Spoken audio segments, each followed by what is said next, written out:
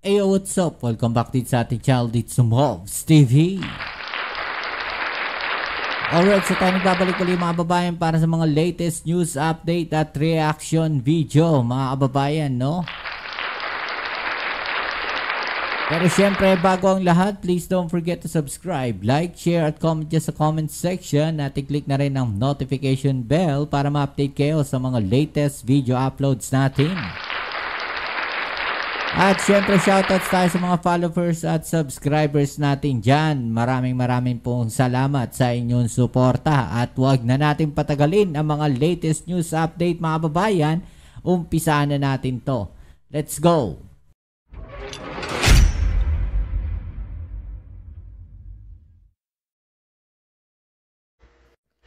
It's a living testimony. Noong 2021, marami tayo na nag-wish na sana ang Pangulo at ang Vice Presidente ay magkasundo.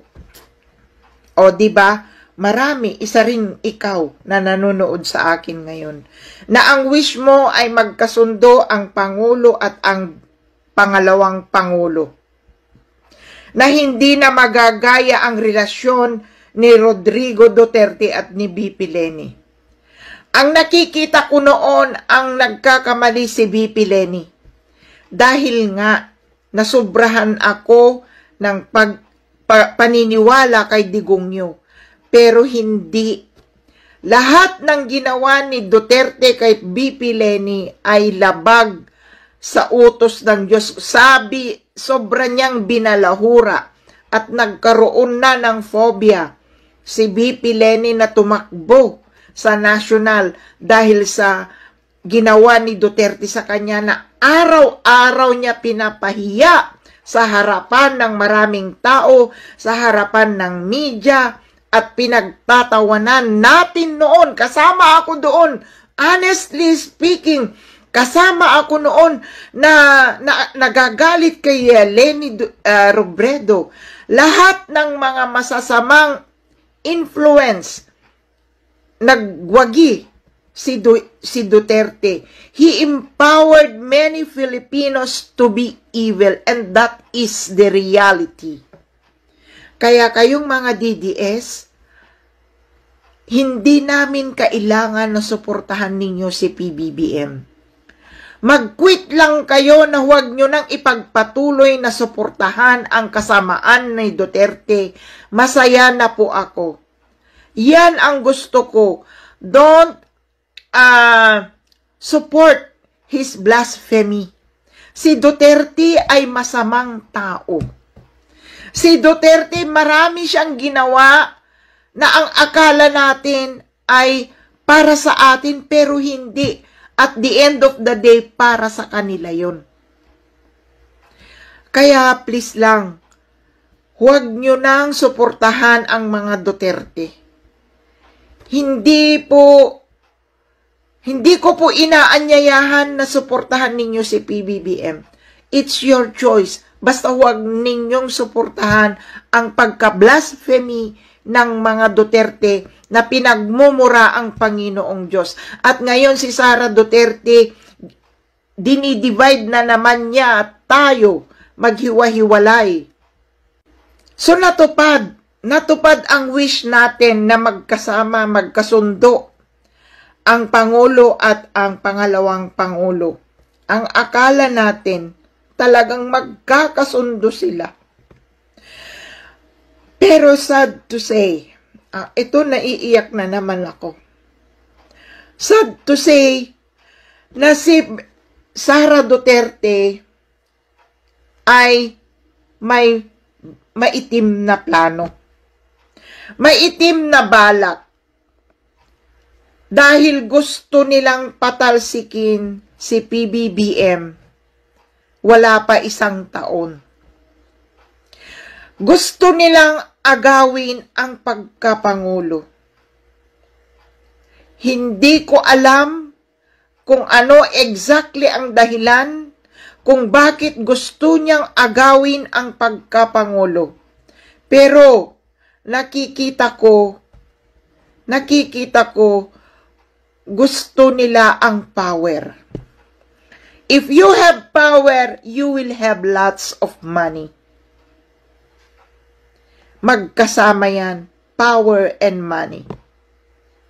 They can do whatever they want, unlike now. They cannot move, they cannot do whatever they want because PBBM doesn't allow them. Kaya nga galit na galit ang mga Duterte kay Pangulong Bongbong Marcos because they cannot manipulate him.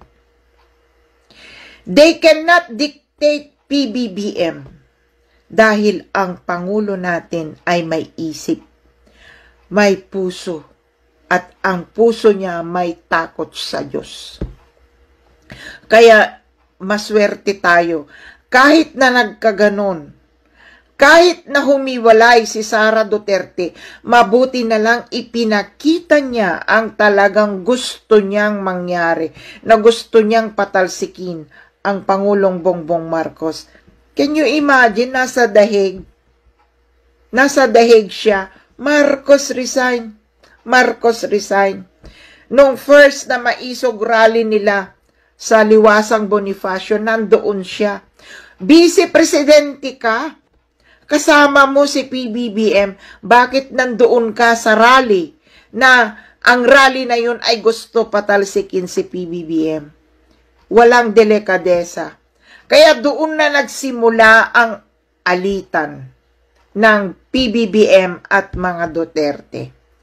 Kaya kayo, sana bumitaw na kayo sa mga Duterte. Dati akong DDS at ito ang dahilan kung bakit tumiwalag ako sa pagka-DDS. Gusto kong i-share sa inyo ang dahilan bakit ako nagising sa pagiging bulag ko sa katotohanan. Sa akin ngayon, na hindi ang Panginoong Diyos ang minura ni Duterte. Ito ang nagpagising sa akin. Itong video na to ang nagmulat sa akin ng katotohanan. Ang dati-dati ko sinasabi noong nakikipagbardagulan ako sa mga dilawan at pinklawan, kasi sila ang nagsasabi na si Duterte ay minura niya ang Diyos. Hindi ko pa ito napapanood noon. Pero nung napanood ko na ito, doon na ako nagsisi at talagang bumaliktad ako, as in alatul. Bumaliktad ako at I quit being a DDS dahil sa bidyong ito. Kayong mga DDS, katulad din ninyo ako noon na nagtatanggol kay Duterte. Ang sinasabi ko is exactly the same sa sinasabi ninyo na your God is not my God.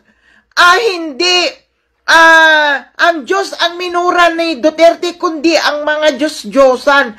Pero napakalinaw sa bidyong ito na ang minura ni Duterte ay ang totoong Diyos, dahil sabi niya, who created Adam and Eve? Diba ang Panginoong Diyos? Diyos-Diyosan ba ang nag-create kay Adam? Isa ako talagang Duterte supporter noon.